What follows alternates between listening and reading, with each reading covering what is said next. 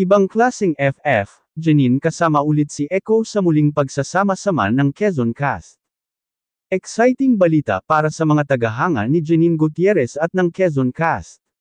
Muling nagsama-sama ang buong cast ng sikat na serye na Ibang Klase ng GF, at walang iba kundi si Echo, ang anak ni Janine, ay kasama rin sa muling pagkikita ng grupo. Echo, kasama sa cast reunion. Sa latest photos at videos na ibinahagi sa social media, makikita ang masayang muling pagsasama-sama ng mga artista at crew ng Ibang Klase ng GF.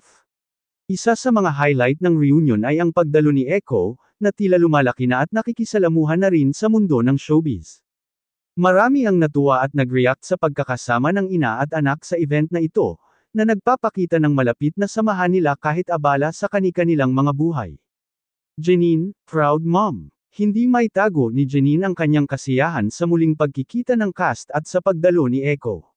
Sa isang Instagram post, nag-caption siya, "Mas mahigit, nothing beats the feeling of family and good vibes. Happy na makita ulit ang mga kasama ko sa Ibang Klase ng GF, lalo na't kasama ko si Echo." Fans, na-excite, agad na nag-trending ang reunion photos at videos sa social media. Narito ang ilan sa mga komento ng fans. At Johnny fans, "Mas mahigit, ang saya ng family bonding. Parang bagong simula sa journey nila Janine at Echo." At Quezon Cast lovers, "Mas mahigit, nakamiss na namin tong barkadahan na ito. Sana may bagong project sila. Ano ang susunod sa Ibang Klase ng GF?"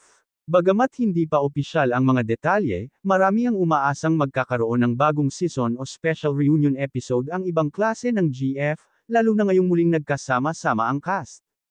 Para sa mga fans, ang muling pagkikita ng Quezon Cast at ang pagkakasama ni Echo ay patunay na ang tambalan at pagkakaibigan nila ay matatag, at patuloy na nagbibigay saya sa kanilang mga tagahanga.